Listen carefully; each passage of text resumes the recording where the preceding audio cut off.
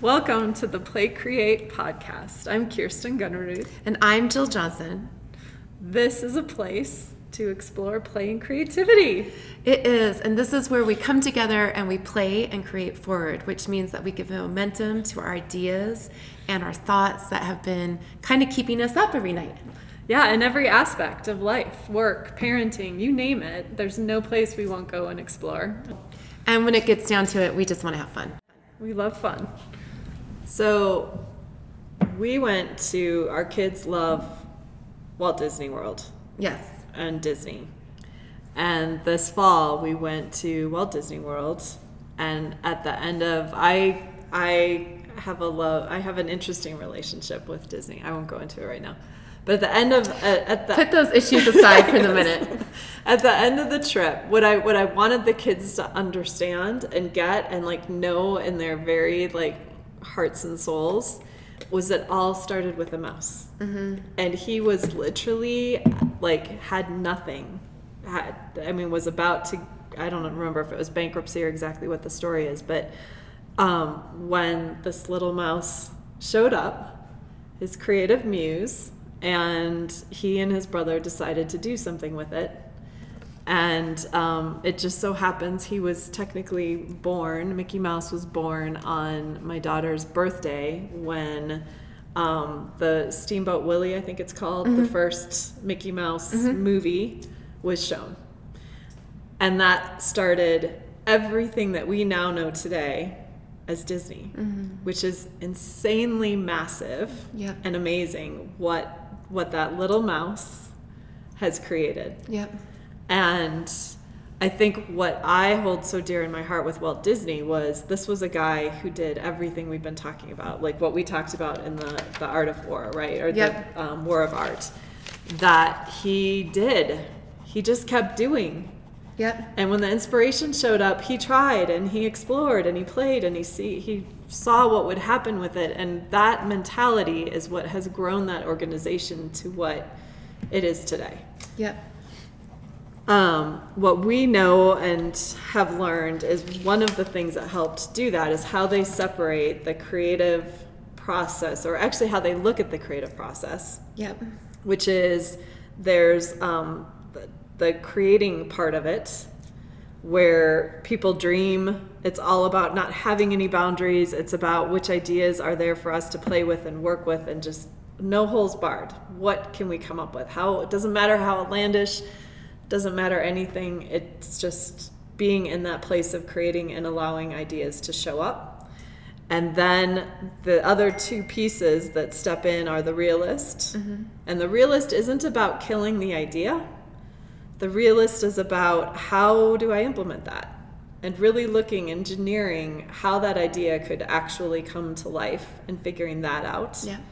And then the critics are the people who are searching for the weaknesses in that idea and the implementation of it. And where are the weaknesses? Where are the risks? Punching through the holes in that so that there's an awareness of what do we need to keep in mind to make this successful, or to whatever the goal is. It might not always be success. It might just be another reason that it needs to be there. Mm-hmm. But that process is still, as far as I know, alive and well at Disney.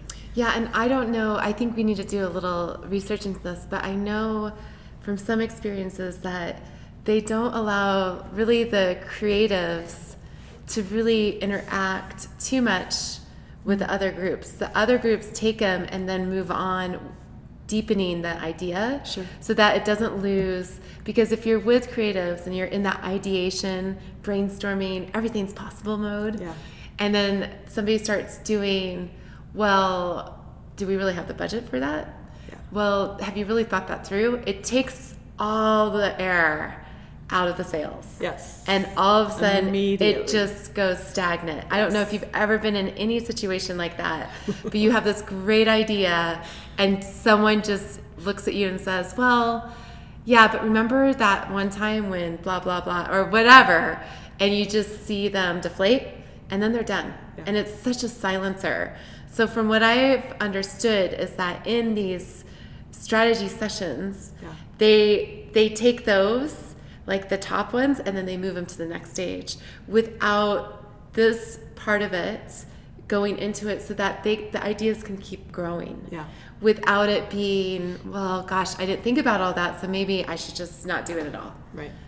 And it's a cultural thing, right? Yes. Like in organizations, there's a cultural thing, and there's ways to shift that culture. Yep. Where even the people who are much more, and we all have our gifts, and we all have the things that we're good at, and you can do a strengths finder, or you can do Colby, or you can do other things to help you really identify yours. It's not that the critics are bad or wrong. They're what makes these ideas come to life and happen and get successful.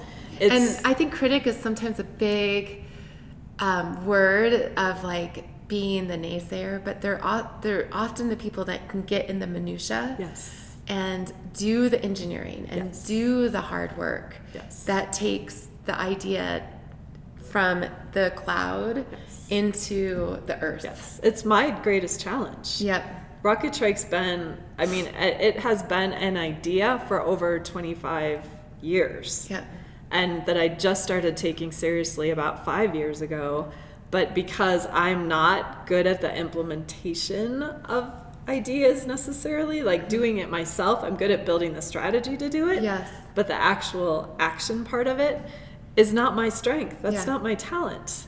And so, but there are people who love that part and are really good at it. And so it wasn't until I started realizing that and finding those people to help me, and I think you've had the same experience, that things really started moving. They're the people who put the boots, like take it to the ground and get it rolling.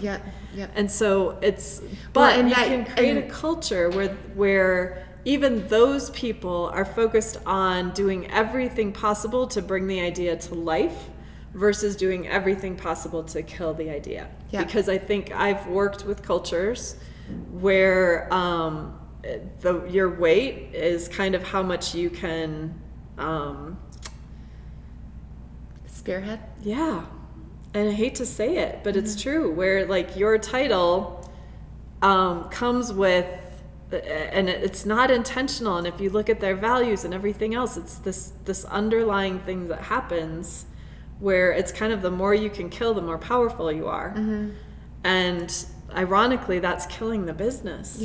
And so when you put all these parts into action in a positive, productive, forward-moving way, amazing things happen. Yes, it's funny because I was reading Mark Nepo, I think yesterday, and he was talking about King of the Hill.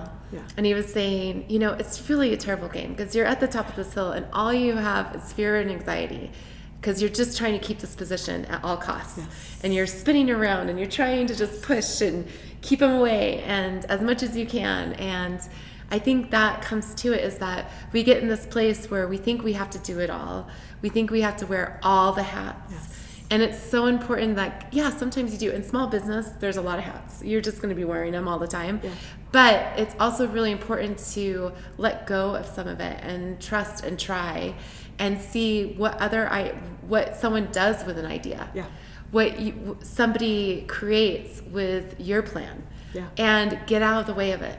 Because then that way it opens up so much more than just trying to control it. And as we know, the best laid plans never go accordingly. And the other thing I really love about the Disney idea is the experience economy and this whole idea, because we are all about experiences now and they've been doing that forever, but that everyone has a role. So like the CEO is the janitor is the CEO, like you empower everyone within your group to have the power to make these decisions so that it doesn't feel like everything has to go to the top before it can come back down to the bottom. Not to give it hierarchy, but that's that old model of thinking. So I love this idea of the circles and how they all come together with a creative idea. As they say in Disney, like Kirsten really quickly created the 3 circles beforehand, but there's always where those circles cross that has the most power and the magic that creates that. And so I think just looking at other creative processes helps you land your creative process.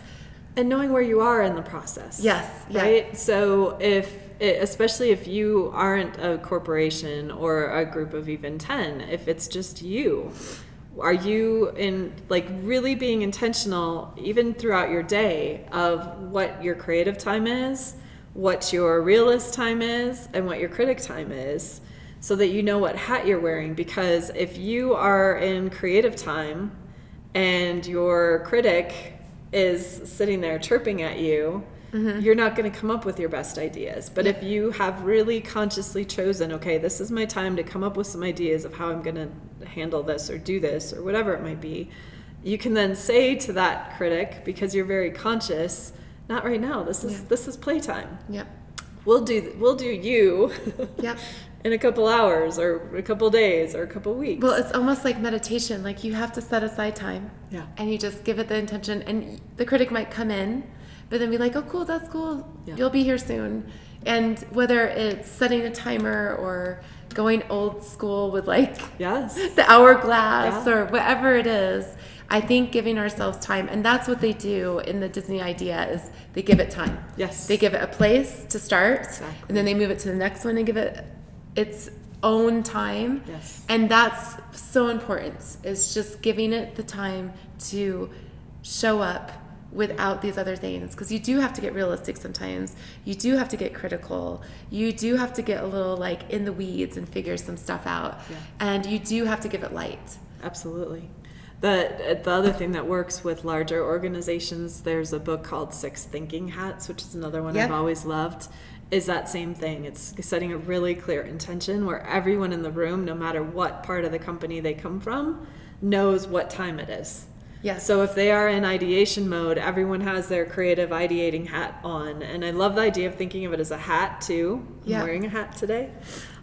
Because there's something about taking off and putting on that helps you kind of get in that mode. And it sounds silly, and it kind of is, but it works. It's very Gestalt. It works. It's very Gestalt psychology. Like move around, try it on.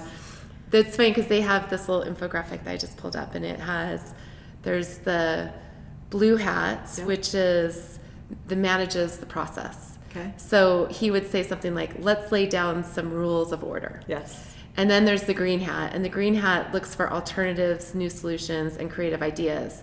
So the green hat would say, what's something we haven't tried yet? Yep. And then the black hat is judges and plays the devil's advocate. And it would say something like, I can see at least 3 problems with our plan. Right. And then there's the red hat that considers feelings both positive and negative. And a red hat would say something like, that's really exciting, but it really makes me anxious, you know? And then the yellow hat is the explorer, and it explores the values and the benefits. So it would say something like, well, it's not perfect, but there are definitely some, upsides here. We'll try this. Right. And the white hat just focuses on the facts and data. So the white hat would say okay, I'm after the facts. I just want the facts. Yeah. So these are those ideas of like shifting the hats. And it's very, in psychology, it is a very real thing. Yes. When you move people in a room, when you have like a couple together and you shift them and you move them around, things happen. And it's really, there's this whole idea of Gestalt therapy where you are moving. I had this woman that I worked with when I was in graduate school, and every time I came into her house, which was her office, the room that she did therapeutic stuff in changed. Oh. I mean, I think she had an entire barn of different furniture, and I'm not exaggerating. Yeah. It was different furniture, different paintings. And it made you, and I don't know if anyone's ever been to therapy, a lot of times you sit in the same spot, you get comfortable, and it's really just changing it up. Yes. And that's what we're talking about with all of this, just change it up. Yeah. I'm always aware, like if I'm at a big meeting or a convention or something, I do tend to like get my spot. Yes. And then I like to stay on my spot, but I always hear that voice in my head of you need to move, you need to move, you need to move. Well, and this is why costumes and wigs are so exciting, why people change the minute you put them on, there's something about it. Yeah. And space, we do that. You can always see in classrooms, if you went into any classroom in America today, you could see the same people sitting in the same spots. If you go into any board meeting, they're in the same spots. Most of the time, we are very creatures of habits and want to go to what we know. So that is a tiny way of getting out of your comfort zone. Yep.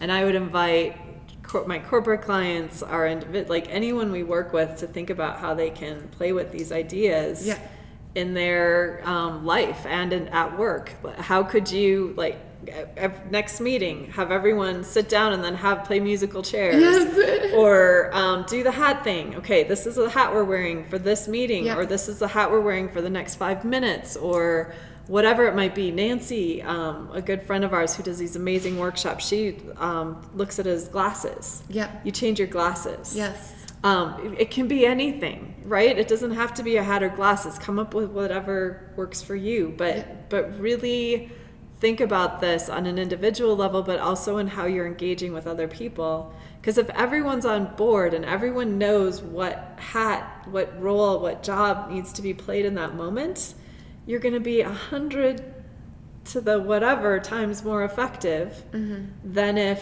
everyone's coming in trying to play a role they think they're supposed to be playing, but nobody knows what really needs to happen then. Because that's when you get all these people in the room together debating and swirling and not getting anywhere. It's not because everybody doesn't want to do great work. It's just because there's not a really clear intention of what is it we need to accomplish in this moment. And that brings us back to what we always talk about, containers. Yes. So creating your intention, creating your container, creating the space for it to happen, and then that's where the magic really resides. And that's how ironically, that's how creativity blooms. Yes. Yes. Right? That's how all these creative ideas and things come to life and reach a whole new amazing place is by actually containing them to a certain degree. So I think that's the thing this week to think about is how can you create little containers, whether it's a timer, whether it's writing the intention, whether it's an hourglass, whatever it is, try a container. Telling somebody, Yep. speaking aloud, Yep. telling if it's for yourself, telling a friend, if it's a meeting with a group of people, telling the people. Yep. Really, I think even in like Tony Robbins' world, he talks about, you have your work, but every 7 weeks you go through these cycles, so you can work on the business. Yeah. What happens so often is that we're just going at it, but we're not working on the business. Yeah. We're not working on ourselves. We're not, whatever you want to put in, working on the blank. And so it's so important to work on it versus just being pushed through it all the time. Which is what we do. Mm-hmm.